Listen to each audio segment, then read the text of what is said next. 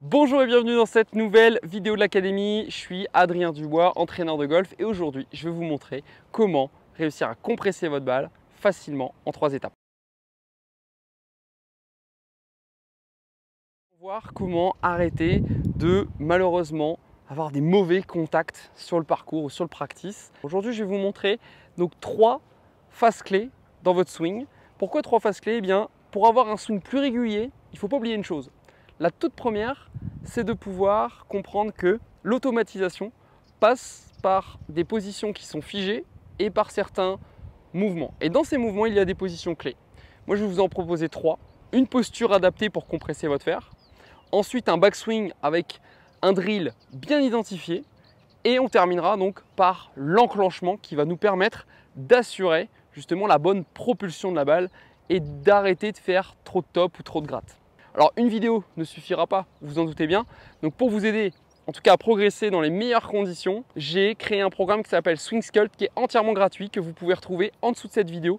Vous avez juste à laisser votre email et vous allez recevoir donc jour après jour les séances avec la fiche d'entraînement qui va vous permettre de pouvoir bosser soit un contact pendant une semaine, soit la deuxième semaine toutes vos trajectoires, le spin et en dernier la distance. Je remercie aussi aujourd'hui l'hôtel du Pine Cliff Resort dans le sud du Portugal, un voyage que j'organise très régulièrement, que vous pourrez retrouver également dans les informations juste en dessous de cette vidéo. Il suffira de me contacter et vous pourrez participer à un voyage, une semaine de stage, un site exceptionnel. Tout simplement pourquoi? Parce que vous êtes au bord des falaises, vous avez une vue imprenable, vous avez un parcours avec un trou signature que vous allez découvrir dans cette vidéo et vous avez aussi un hôtel avec des prestations qui sont juste exceptionnelles. Je vous invite donc à découvrir ce site qui s'appelle donc le Pine Cliff Resort Hotel dans l'Algarve, le sud du Portugal. C'est parti. Alors très bien, nous voilà en situation pour parler de cette compression. En 1, c'est quoi? C'est une bonne posture. Pour avoir une bonne posture, eh bien, il n'y a pas de secret. Il va falloir que dans un premier temps, vous placiez votre club très près de votre balle. Un détail tout simple, c'est qu'à chaque fois, je vois les joueurs qui placent la tête de club déjà un peu trop loin de leur balle. Donc premier élément, soignez votre position de face de club à côté de votre balle. Deuxième élément, quand vous allez écarter vos pieds, donc la balle doit se retrouver au milieu ou un petit peu à gauche en fonction des clubs. Ça, c'est vraiment un standard, un grand académique. Mais l'idée, c'est qu'une fois que vous êtes installé par rapport à une bonne position de balle, que vous placiez votre main au niveau du sternum et que vous puissiez déplacer en fait votre sternum à 55-45. Le fait d'avoir ici la bonne répartition de masse, c'est-à-dire un peu plus vers l'avant, on voit quand même beaucoup de professionnels sur le tour, que ce soit l'European Tour ou le PGA Tour, qui s'empilent à gauche pour avoir la chance de pouvoir faire descendre le club. Donc première chose très simple, empiler très légèrement le poids à gauche à 55% avec cette sensation où le sternum est un peu en avant de la balle. Sachant que visuellement, votre intention est plutôt d'avoir un focus qui va vous permettre visuel de descendre sur les 15 cm ici après votre balle. Si vous descendez sur les 15 cm après votre balle, il y a de grandes chances que la compression, en tout cas, soit faite plutôt dans la phase de descente et pas malheureusement dans une phase remontante. Donc pour réaliser cette compression descendante, je vous l'ai dit, déjà le positionnement de votre balle et puis la phase très proche avec mon poids à gauche. Donc ça, c'est la posture assez facile, j'enquille à gauche. Deuxième élément qui est hyper important, c'est que vous allez devoir créer en fait un super backswing. Et donc pour le backswing, je vous donne un élément clé qui pour moi est essentiel, c'est le drill des pouces parapluies. Alors ça, c'est super important. Quand vous allez ici enclencher votre backswing, en fin de compte, vous allez avoir vos pouces, les 2 pouces sont dans le sens du shaft. Donc le fait qu'ils soient dans le sens de mon shaft, ça va me permettre ici au backswing de pouvoir sentir l'orientation donc de mon club dans l'espace. L'idée, c'est que pour qu'un club chute, il faut quand même que dans le plan de swing, il ait une certaine verticalité. Vous pouvez regarder tous les pros sur le tour, on n'en voit jamais un avoir le club comme ceci à plat dans le takeaway ou dans le backswing. Vous aurez toujours des clubs qui vont démarrer un peu plus en ligne chez les pros et en ayant un passage en tout cas très vertical au backswing. Après, chacun a sa signature personnelle, c'est-à-dire que vous aurez des actions de main avec une réaction de vos mains et de vos bras qui va être très personnelle. Certains vont plutôt aller par-dessus, derrière ou derrière vers l'intérieur. Mais vous aurez dans tous les cas besoin d'avoir ces pouces qui s'orientent vers le ciel. Donc le drill des pouces parapluies, c'est très simple. C'est que mes 2 pouces sont dans le prolongement et je les oriente vers le ciel. Et l'idée, c'est que mon club représente un parapluie. On imagine que je tiens un parapluie à côté d'un partenaire, ou en tout cas avec quelqu'un avec qui je peux marcher. Et donc mon parapluie est comme ceci vertical et donc la personne reste sèche. Si je commence à coucher mon club, malheureusement le parapluie est dans un sens qui ne me permet pas de pouvoir protéger la personne qui est à côté de moi. Donc là, l'objectif, c'est que je puisse avoir à ma droite cette sensation où le parapluie permet de protéger, en fin de compte, le sol ou la personne qui est à ma droite. Une fois que je vais être dans cette installation, j'aurai eu la chance en fin de compte, après avoir tourné les épaules et j'enclenche ma position de parapluie, ici, il va falloir déclencher la descente. Les plus grosses problématiques que je peux rencontrer chez les amateurs, c'est que l'action des bras est prépondérante dans la descente. Malheureusement, une action de bras ne va pas vous permettre donc de compresser et d'avoir un bon smash factor. Le smash factor, on l'a dit, c'est lié à la vitesse et c'est lié bien sûr à la qualité de la descente du club.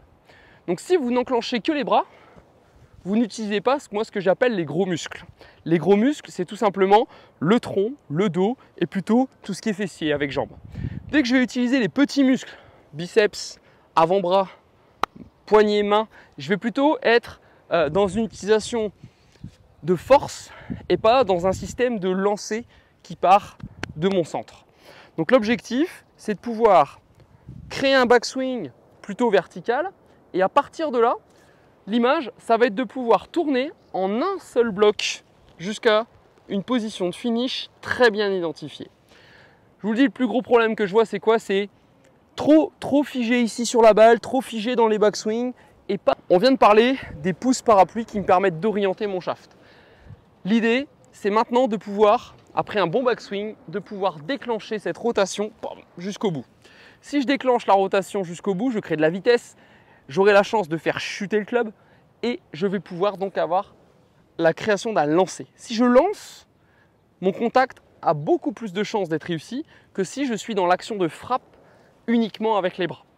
Donc une fois que vous êtes en position un peu à gauche, le club prêt ici avec les mains un peu en avant et le poids à gauche, je vais tourner mon épaule pour avoir ensuite mes pouces en parapluie. Une fois que ça c'est fait, on cherche qu'une chose, c'est vous enclencher face à votre cible. Tout ce qu'on vous demande, c'est que bassin, tronc puisse s'enclencher afin que tout mon côté droit ici puisse passer pour lancer le club et non le garder en traction. Donc si je suis dans la rotation en continu, ça va bien se passer. Donc ce que je vais vous demander, c'est d'aller identifier un finish très clair. Parce qu'un swing automatisé, c'est un swing en fait musculairement dans toutes les activités sportives. Quand on le dit c'est automatique, l'automatisation vient du fait qu'il y ait des positions arrêtées très définies qui partent d'un point A à un point B. Si en fait l'esprit comprend que c'est très clair entre un backswing et un finish, ensuite la répétition va vous permettre de mémoriser par les qualités proprioceptives et sensorielles le passage du club, le rythme et la stabilité. Donc là, ce que je vous demande, c'est club proche, poids à gauche et les mains en avant de votre tête de club.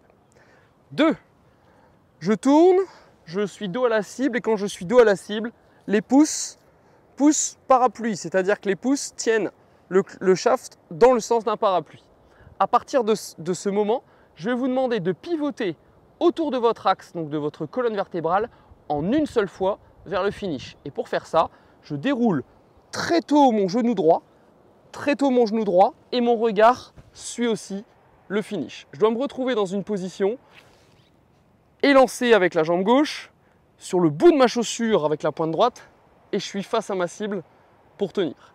Si vous ne tenez pas le finish, si ça bouge beaucoup, si vous sentez que c'est pas très équilibré, c'est que malheureusement vous jouez beaucoup avec les bras et que vous voulez être trop violent.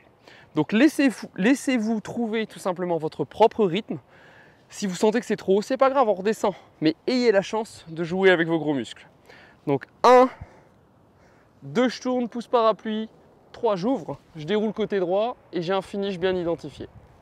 Ok, on essaye, on va regarder ce que ça donne. Donc 1, je suis à gauche, les mains en avant.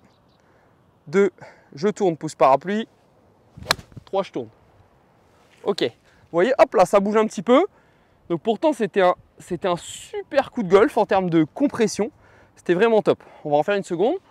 Ok, on refait une petite routine quand même pour s'aligner sur ce superbe par 3 du Pine Cliff. Donc le club prêt, poids à gauche, main en avant. Ok, plus de chances d'assurer la compression. Je tourne, pouce parapluie, j'enclenche la rotation avec mon genou droit qui commence et mon regard aussi qui s'oriente vers ma cible. Okay.